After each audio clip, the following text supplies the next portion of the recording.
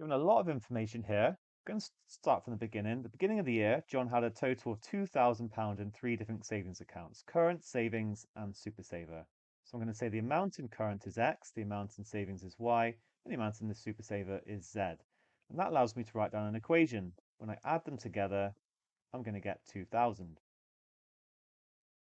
We're also told that he has twice as much money in the current as in the savings, so that means that X is going to equal 2Y. And I'm going to rearrange that to X minus 2Y plus 0Z is equal to 0. You'll see why in a minute. We're making a matrix equation, so I've got my coefficients now for the matrix. And then finally, we're told that John has predicted that he'll earn a total interest of £92 by the end of the year. So we need to work that out in terms of X, Y, and Z. Well, 2.5% is 0.025, we just divide by 100, and similar for the other ones. Okay, you must convert them into decimals.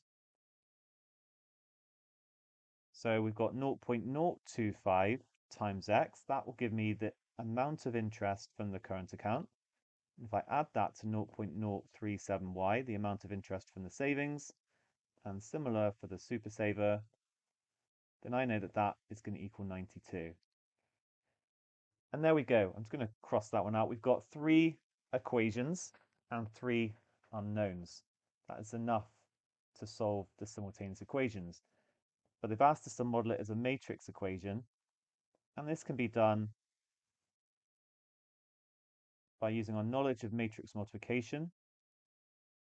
So remember, you times these by x, y, z to go along, and therefore if I write 1, 1, 1 here, then that is going to equal 2,000. So that row and column together give me 2,000. And then similar for the other ones, I'm going to have 1 minus 2, 0. So that's x minus 2y plus 0z as I go along and down at the kind of do the multiplication. And that's going to equal 0. And then we've got the most awkward one, 0.025, 0.037, and 0.049.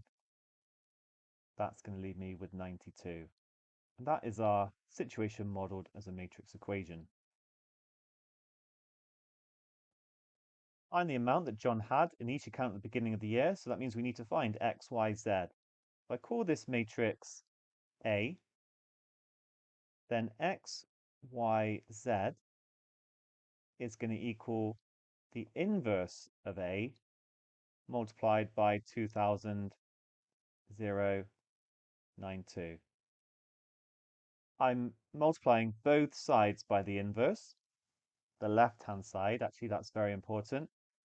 And then this becomes the identity. So I'm left with just the identity times x, y, z, which is x, y, z. And then it's the inverse multiplied by this column matrix.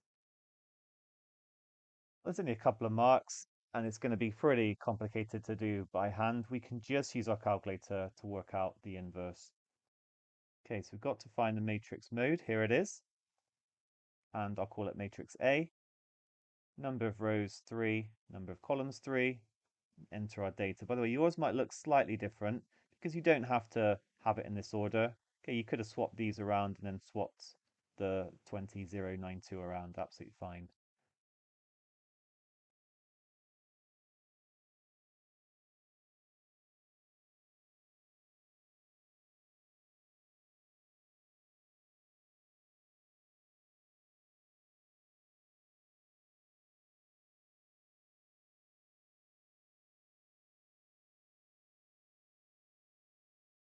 Okay, there we go. Then we go to option, matrix calculation, and I'm gonna bring up, oh wait, I was about to do shift, but it's not, is it? I go to option again, bring up matrix A, and then if I want the inverse, then I need to find the -1. There we go. Okay, and it's quite complicated. I wouldn't actually bother writing it down personally. Like, we get a mark for what we've done so far, I think. But it's all about multiplying it by the column vector. So actually, I need to define that column vector. So column matrix. Define matrix B. There's going to be 3 rows, but 1 column. And then I've got 2000, 0, and 92. Okay, now I'm back ready for my matrix calculations. So matrix A, the power of -1, multiplied by matrix B gives us 200, 100, 1700.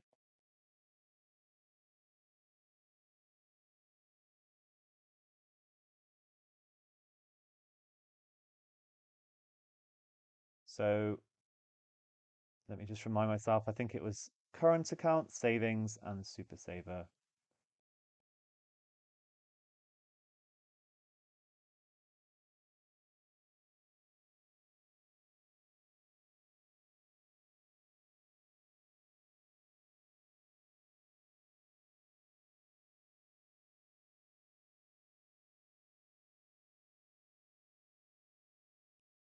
Okay, nicely done.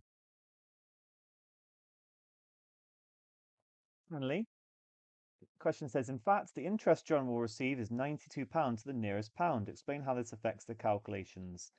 Now, it doesn't want you to actually say what's going to happen to the result, just how the calculations are going to be affected. So we know that the smallest amount that it could be would be 91.5. That's our lower bound when rounding to the nearest pound. And then 92.5 would be the upper bound. What the question wants us to do is say, need to do calculations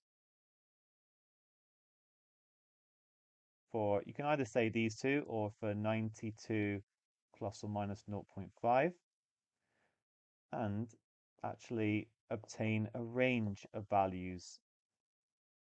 Just like we have a range of values for the £92, we'll then get a range of values for the possible answers for how much we have at the beginning of the year.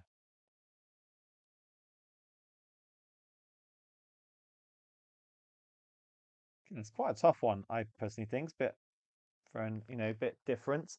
But anyway, that's your answer for part 3. Well done.